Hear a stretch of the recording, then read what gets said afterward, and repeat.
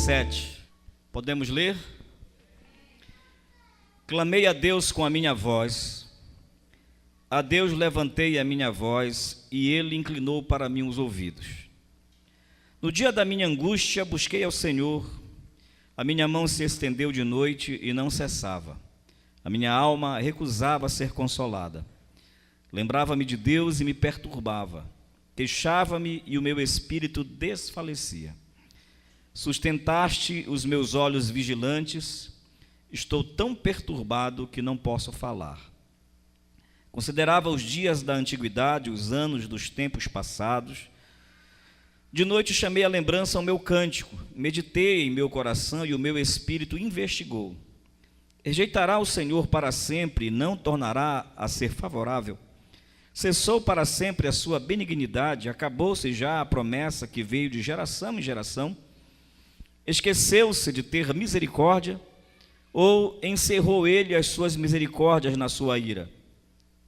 E eu disse, isto é enfermidade minha. E logo me lembrei dos anos da destra do Altíssimo. Lembrar-me-ei, pois, das obras do Senhor, certamente que me lembrarei das tuas maravilhas da antiguidade. Meditarei também em todas as tuas obras e falarei dos teus feitos. O teu caminho, ó Deus, está no santuário. Que Deus é tão grande como o nosso Deus? Tu és o Deus que fazes maravilhas. Tu fizeste notória a tua força entre os povos. Com o teu braço remiste o teu povo, os filhos de Jacó e de José. As águas te viram, ó Deus, as águas te viram e tremeram. Os abismos também se abalaram. Grossas nuvens se desfizeram em água, os céus retumbaram, as tuas flechas correram de uma para outra parte, a voz do teu trovão repercutiu-se nos ares, os relâmpagos alumiaram o mundo, a terra se abalou e tremeu.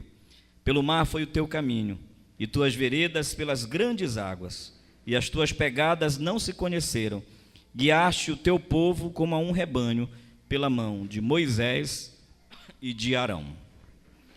Amado Pai, em nome de Jesus, colocamos os nossos corações, as nossas mentes, as nossas razões e a nossa fé na Tua palavra nesta noite. Que a Tua presença manifeste graça e cada um de nós seja tocado nesta noite de maneira preciosa por Tua palavra, em nome de Jesus. Amém.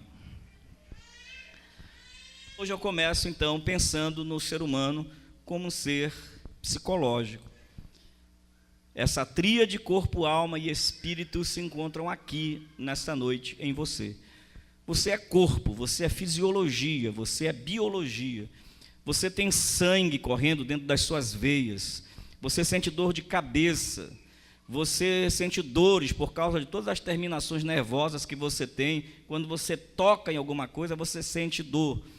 Você sente dor também, dor subjetiva, que não é a dor objetiva, a dor que se sente ao cortar as mãos, ao dar uma topada. Mas o ser humano tem dores que não são mensuradas e que não podem ser vistas como resultado de qualquer acidente. Mas o ser humano tem dores, essas dores são as dores existenciais, as dores da alma. E toda emoção, como nós somos seres emocionais, somos seres de emoção, e toda emoção ela é subjetiva, ela pertence a cada um. A emoção que eu sinto é minha, particular, eu não tenho como dividi-la com você, eu não tenho como transferi-la para você, ela é absolutamente minha e subjetiva, portanto, ela é do meu mundo, do meu modo de ver, de compreender, de responder à vida. Mas ela também se expressa, e na maioria das vezes se expressa fisiologicamente. A isso nós chamamos de psicossomatização. Nós temos coisas que são da nossa psique, nós temos coisas que são da nossa alma e que se manifestam no nosso corpo. Há pessoas, por exemplo, que aparecem com uma dor no estômago e ela vai aos médicos, toma remédio, faz exames, endoscopia e tudo mais, e ninguém sabe o que é. Tem gente que aparece com uma urticária no corpo e ela vai ao médico, vai em busca de remédio e não tem nenhuma causa real, não há nenhuma identificação de qualquer alergia, e o médico logo identifica isso é uma resposta somática a um problema psicológico. Somático, quando estamos falando de corpo. Soma é corpo, psique, alma, pneuma, espírito. Alguém pode estar com uma dor de estômago, ou com uma urticária, ou com uma dor de cabeça, ou com uma dor no lombo, ou com palpitações, acorda de madrugada com palpitações, diz, pronto, eu vou morrer, eu sou cardiopata, e às vezes não tem nada a ver com cardiopatia, às vezes é um problema psicológico. Então, a ansiedade, ela é um dispositivo natural que foi dado ao ser humano, para colocá-lo em estado de alerta diante de ameaças que se apresentam reais ou imaginárias diante dele. Então, a ansiedade natural, normal, ela é benéfica.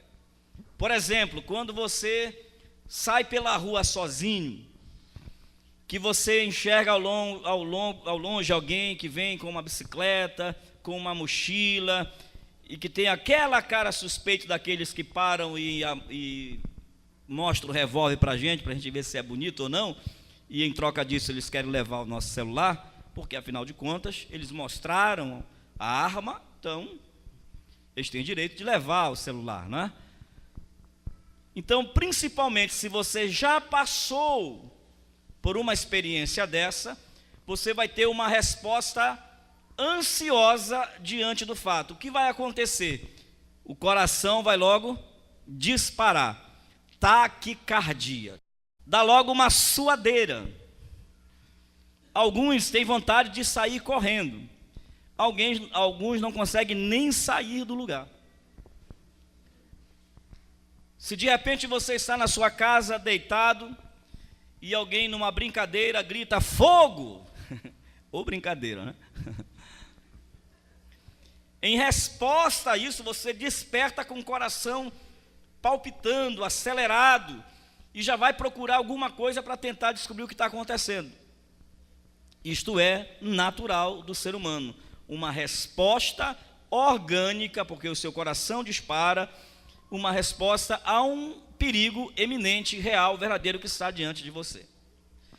Agora, se alguém que passou por um assalto, por exemplo, que foi assaltado uma vez, e o ladrão que o assaltou estava numa bicicleta, e a pessoa então fica tão perturbada, que ela vai na loja, numa loja de eletrodomésticos, e ela passa perto de um estande de bicicletas, e ela trava, e ela não consegue sair, ela não sabe por quê.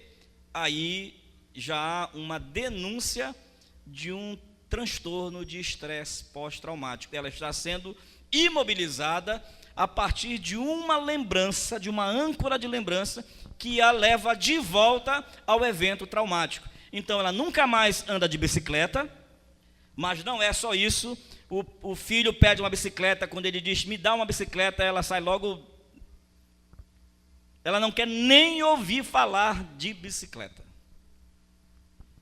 Então isso é uma resposta ansiosa patológica do trauma que ela sofreu.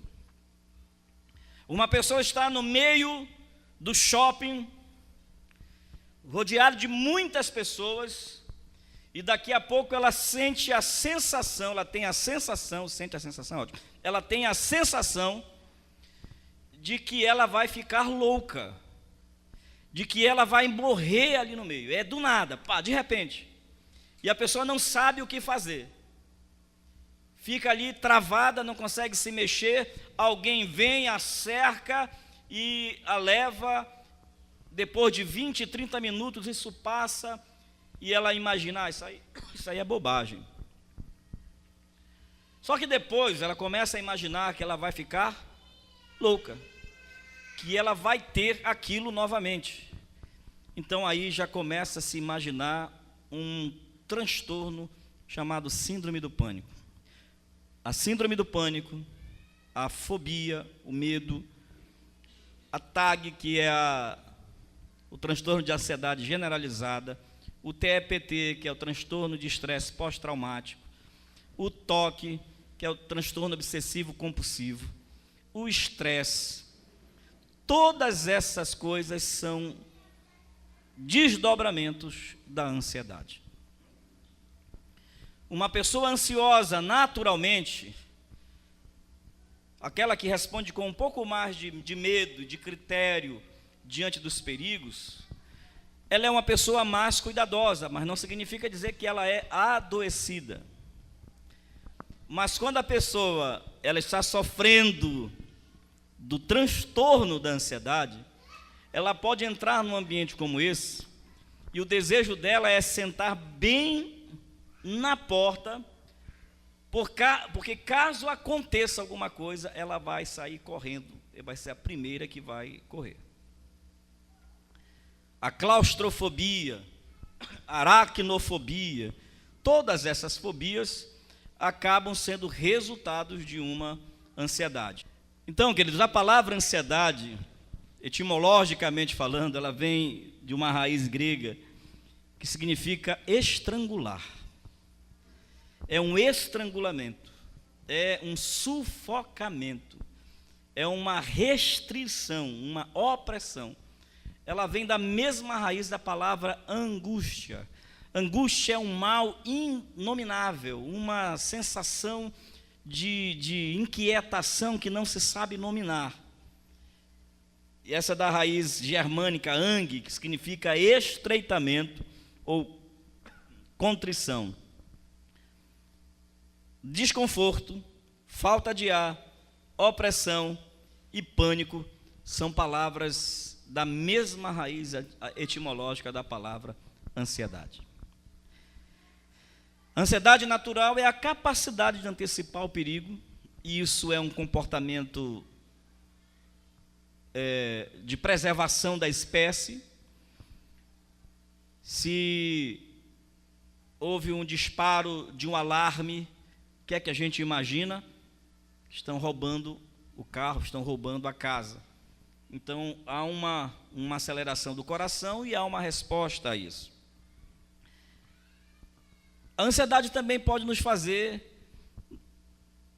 nos tirar de algumas situações que uma pessoa que eu não tenho medo, uma pessoa com embotamento de sentimentos, uma pessoa que ela não tem noção do perigo, por exemplo, uma criança. Qual é a mãe ou o pai, ou o amigo da mãe, do pai, ou o irmão, que ao ver uma criança que vai subindo aqui, e que sai correndo daqui para subir e descer, não fica tremendo aí, com a impressão de que essa criança vai cair, vai se machucar? Mas a criança fica com medo? Não. Até porque ela ainda não tem a noção exata da profundidade, da altura, da largura, do comprimento. Algumas crianças ficam presas em alguns lugares, porque elas não sabem se cabem ou não ali, elas entram. Você vai ver, se você procurar arte de crianças por aí no YouTube, você vai ver crianças que meteram a cabeça na grade e não conseguem sair, e aí ficam lá presas, e o pai desesperado para tirar a grade, não é? Para poder tirar a criança de lá, porque a criança ainda não desenvolveu esse sinal de alerta, esse estado de alerta daquilo que é perigoso. Então ela não antecipa o perigo. Agora, se uma criança meteu o dedo na tomada e ela pegou o choque, pode até desligar a tomada, que ela não vai mais meter o dedo lá. Por quê? Porque ela já despertou nela uma ansiedade protetora. Então essa é a ansiedade natural. E os transtornos de ansiedade? O mais comum e também menos perigoso é o transtorno de ansiedade generalizada, que é aquela preocupação com tudo. Não existe um elemento fóbico, um elemento ansioso, ou ansiogênico, que a gente chama, que é da onde nasce a ansiedade. É a pessoa que ela vive ansiosa a respeito de tudo. Por isso, o Senhor Jesus disse: não andeis ansiosos por coisa alguma, porque vocês não sabem o que é que vem amanhã, vocês não têm nem o poder de acrescentar um só centímetro no tamanho de vocês. Vocês não têm condições de fazer cair ou permanecer o cabelo da cabeça de vocês. Então, a ansiedade generalizada, ela ataca muita gente, aquela pessoa que vive ansiosa por tudo, e isso vai aparecer sintomaticamente em alguns sinais do corpo. Dor de cabeça frequente, dores nas costas, aquela sensação de que está tudo muito pesado, os músculos sempre tensos, frequente taquicardia, muito suor, azia, a boca do estômago, se é que o estômago tem boca, que a boca do estômago está aqui, mas a gente diz que é aqui, né?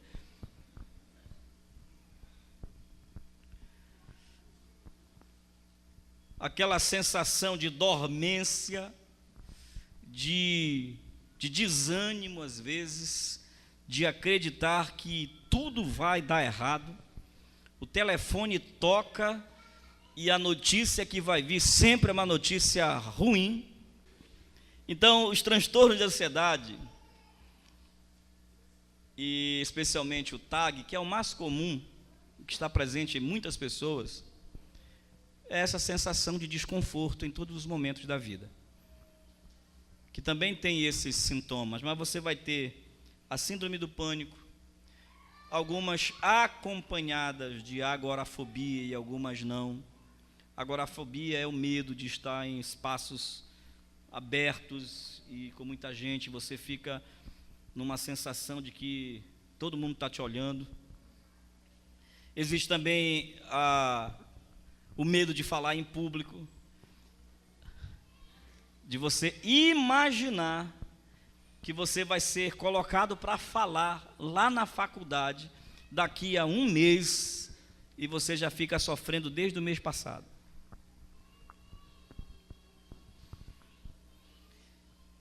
E quando você lembra do que vai acontecer, vem aquela sensação de desespero.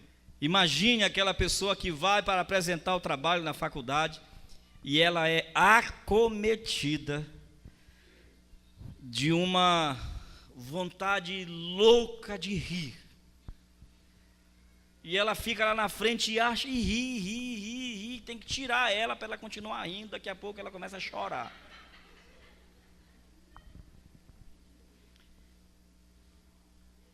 Você que é uma pessoa feliz para apresentar um trabalho. Não, ela está extremamente nervosa. Depois vem as fobias específicas. Algumas fobias que podem advir de uma experiência traumática. Uma criança que foi mordida por um cachorro, por um cão.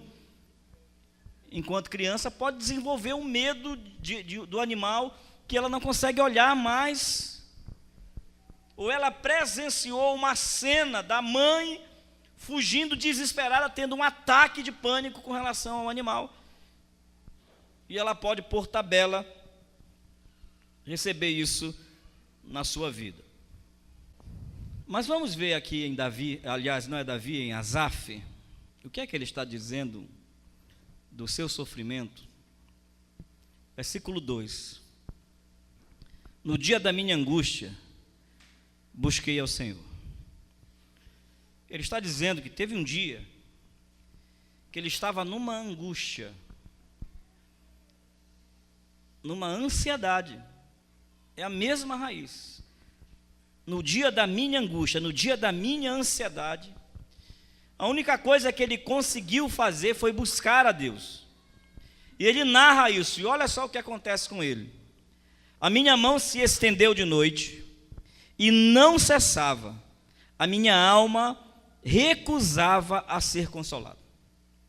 Ele está dizendo que nesse dia de perturbação ele estava tão impermeável, ele estava tão anestesiado pela angústia, ele estava tão premido, ele estava tão estrangulado pela angústia, que ele passou a noite de mãos levantadas, tentando tocar Deus, tentando um contato com Deus, mas a sua alma estava inconsolável.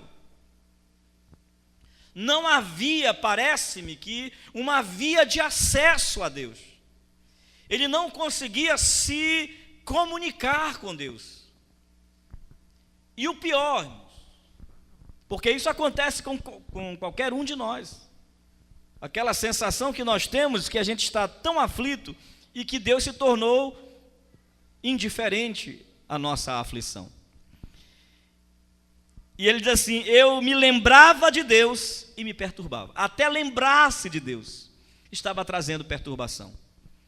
É como se a sua lembrança daquele que era o Pai, o objeto da sua adoração e o Deus das suas experiências, que esse distanciamento que ele sentia agora estar de Deus era tão avassalador que ao lembrar-se de Deus doía mais o coração dele. Era uma dificuldade que ele tinha, ele estava tão nevrálgico, sabe aquela sensação de ferida aberta, que qualquer toque, que qualquer sensação de aproximação causa incômodo, causa dor. Sabe aquela coisa que você tem que chamar a atenção do outro para ela pensar em outra coisa? Você vai conversar com aquela pessoa que está passando por algum problema e você tenta tirar o foco dela do problema e começa a falar de outras coisas para tentar tirar da cabeça dela esse foco do problema, da dificuldade. Sabe quando que isso acontece com a gente?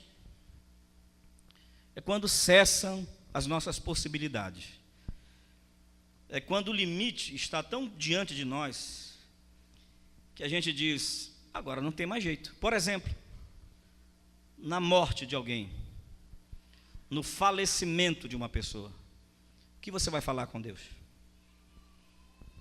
O que você vai dizer para Ele? Há muitas pessoas que diante da perda, seja de um emprego, seja de um ente querido, ela recusa-se a ser consolada. Não é que ela não quer ser consolada, é que a alma não admite o consolo. A dor é tão intensa, frequente, presente e recorrente, que ela não consegue receber consolo. E se ela tentar buscar em Deus alguma coisa, a sensação de que Deus poderia ter feito alguma coisa e não fez, lhe causa maior estranheza. E há uma espécie de dor pela indiferença de Deus. Hoje eu li um texto de um professor que chegou na sala e distribuiu nas mesas dos alunos uma folha virada e distribuiu entre todos os alunos e disse: agora vocês podem virar e escrevam o que vocês veem aí, o que é que vocês têm para falar nesta folha que eu estou colocando aí diante de vocês. Quando eles viraram, tinha um ponto no meio da folha.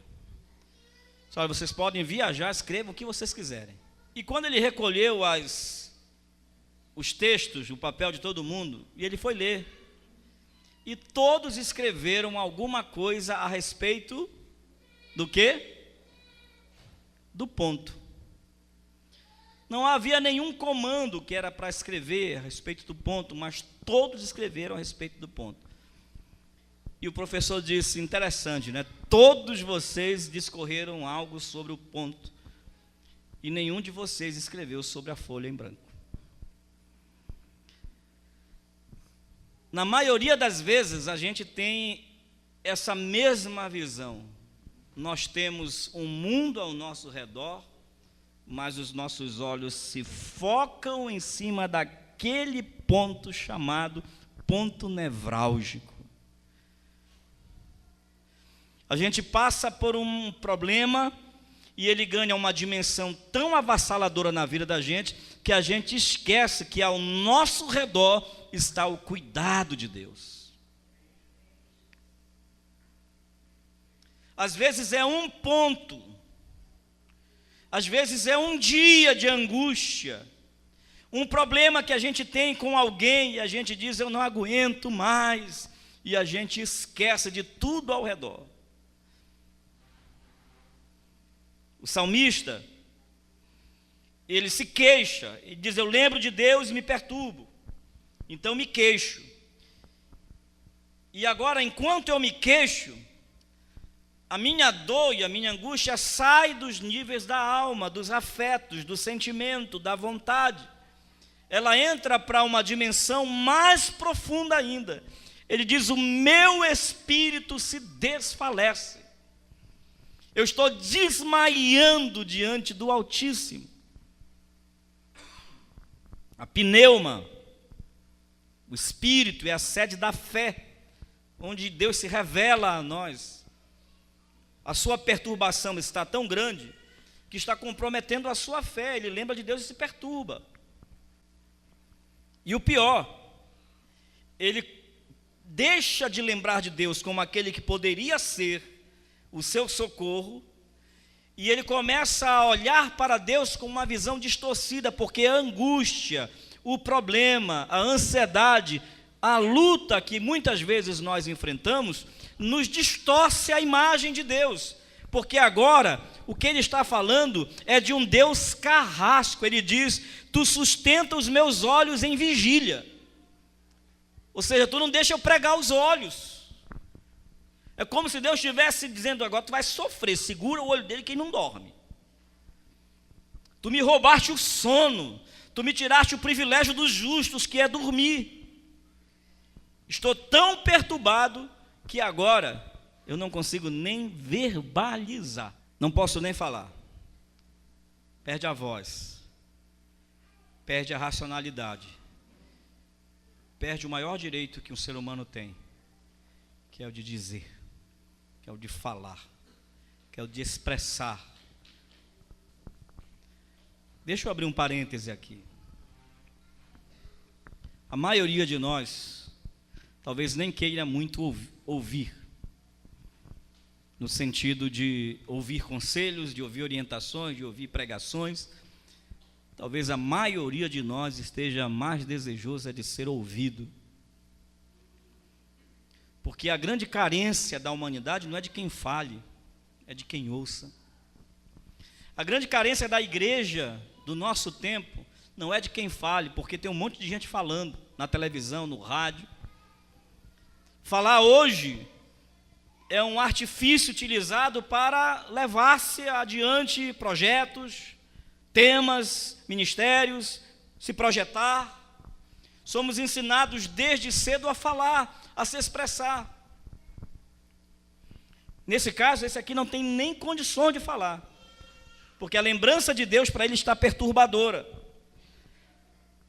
Mas aí, a partir do versículo 5, aparece um lampejo de lucidez. A partir do versículo 5, o salmista busca um artifício, e aqui está, para você que está sofrendo de ansiedade, sofrendo de qualquer tipo de transtorno. Ele diz, considerava os dias da antiguidade e os anos dos tempos passados. Ele, peraí, deixa eu fazer aqui um exercício. Eu vou voltar atrás, vou dar uma parada, tirar o meu foco aqui do dia de hoje, tirar o meu foco aqui do problema, tirar o meu foco aqui desse silêncio de Deus, dessa pseudo-imaginária indiferença do Senhor, e deixa eu lembrar. Eu considerei os dias da antiguidade, os tempos passados, e aí chamei à lembrança o meu cântico. A primeira coisa que ele fez, vou já cantar. Eu vou cantar. Asaf, irmãos, era ministro de louvor. Existe uma música no inário da harpa cristã, que é, em vez de murmurares, canta. Um hino de louvor a Deus. É o que ele faz.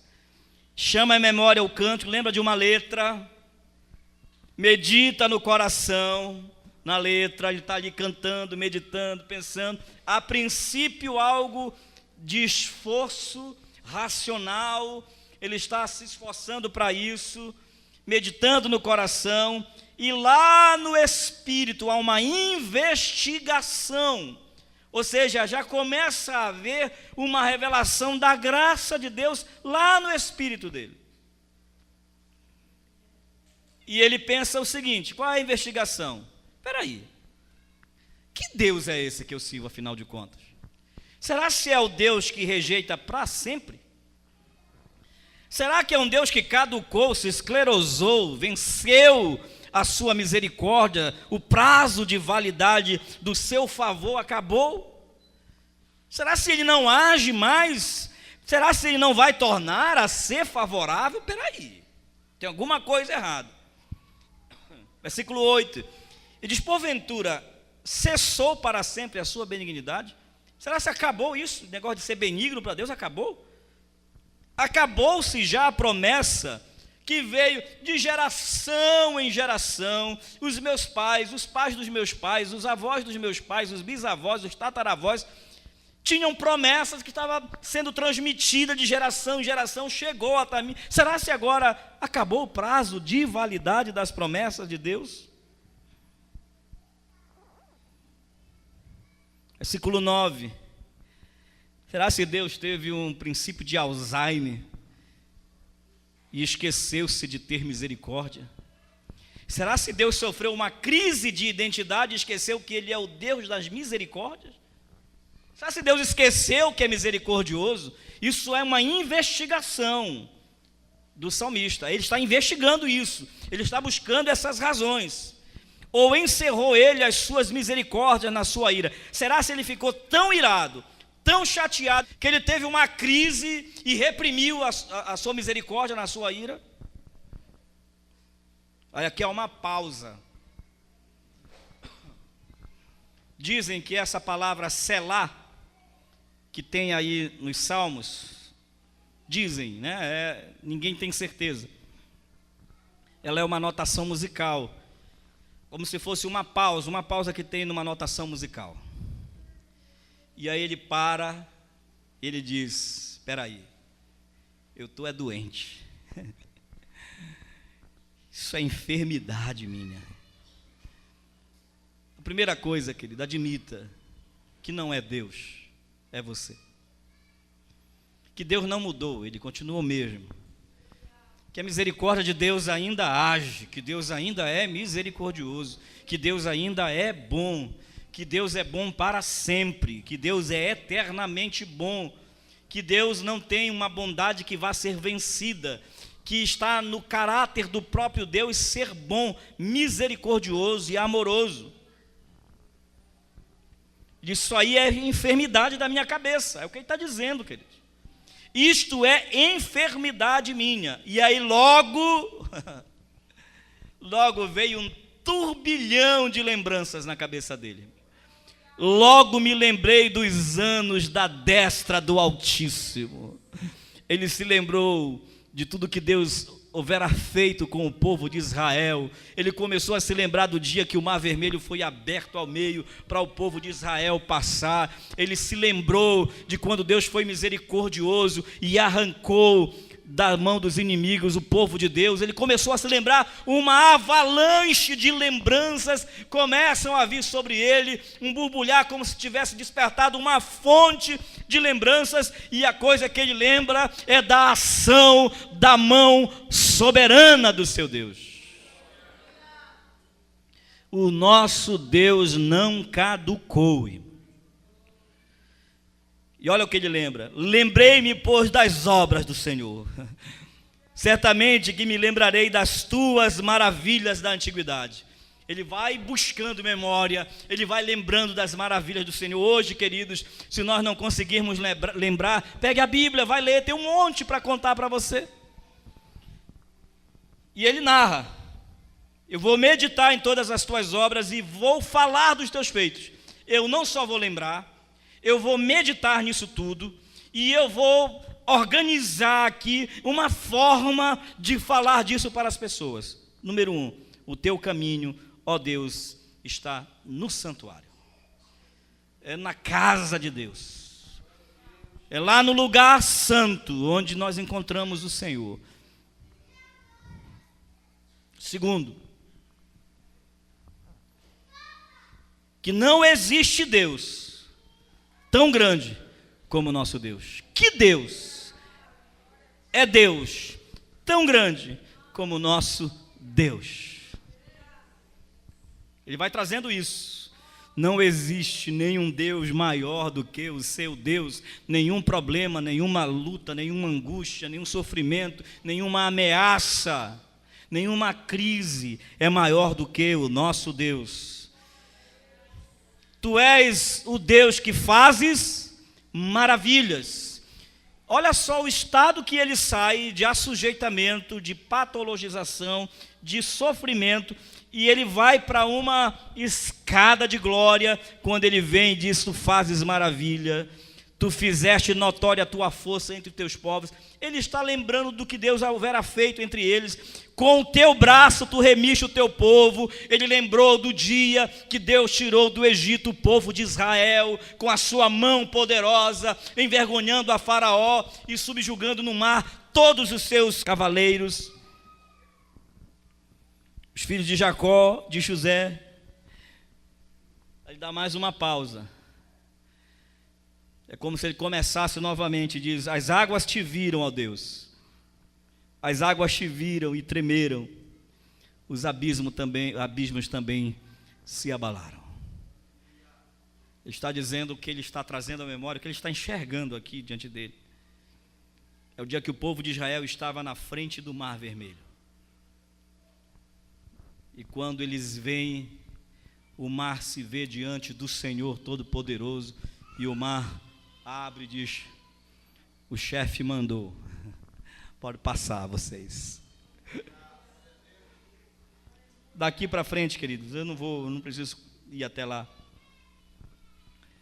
As águas te viram, ó Deus, as águas te viram e tremeram, os abismos se abalaram, grossas nuvens se desfizeram em água, os céus retumbaram, as tuas flechas correram as tuas flechas são os relâmpagos.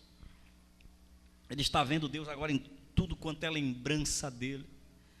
A voz do teu trovão repercutiu-se nos ares, os relâmpagos iluminaram o mundo, a terra se abalou e tremeu. E pelo mar foi o teu caminho, e tuas veredas pelas grandes águas, e as tuas pegadas não se conheceram. Ou seja, o caminho de Deus é insondável. Não tem como investigar o que ele fez, porque ele não deixa pegadas. É como se andasse sobre o mar. Guiaste o teu povo como um rebanho, pela mão do fugitivo Moisés e de seu irmão Arão. Aqui ele encerra. Onde é a sua dor? Onde há uma dor, você pode chamar uma lembrança. Quem nesta noite aqui pode levantar a mão e dizer: Deus um dia já fez algo em meu favor?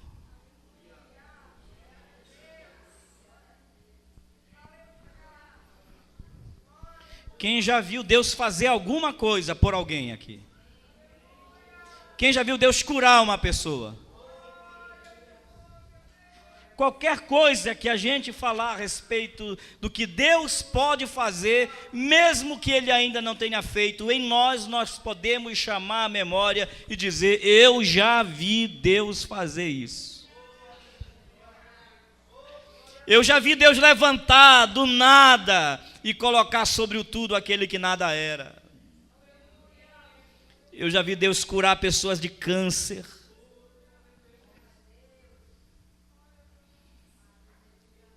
Porque o nosso Deus é um Deus de milagres, que vai tecendo para cada um de nós como um bendito tapeceiro esta obra de arte chamada vida. Estênio Márcio fez uma das músicas mais belas que eu já ouvi em toda a minha vida. Para mim, uma das poesias musicadas mais lindas que a música, não vou dizer a música cristã, vou dizer a música, de modo geral, que a música já experimentou, que é o Tapeceiro.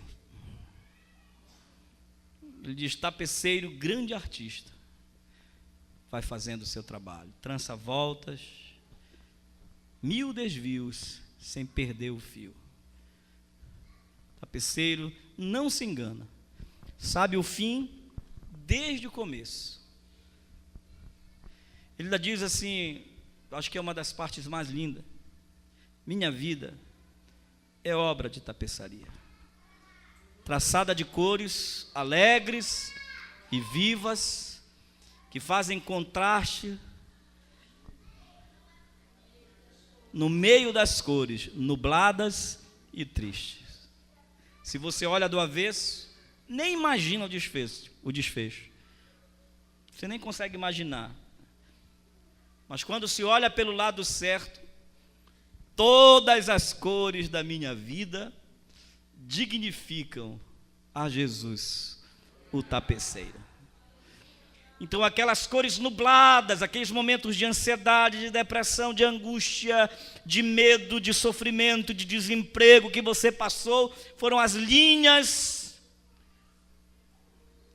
sombrias, escuras, mas logo foram vazadas pelas linhas coloridas da bênção e da presença de Deus.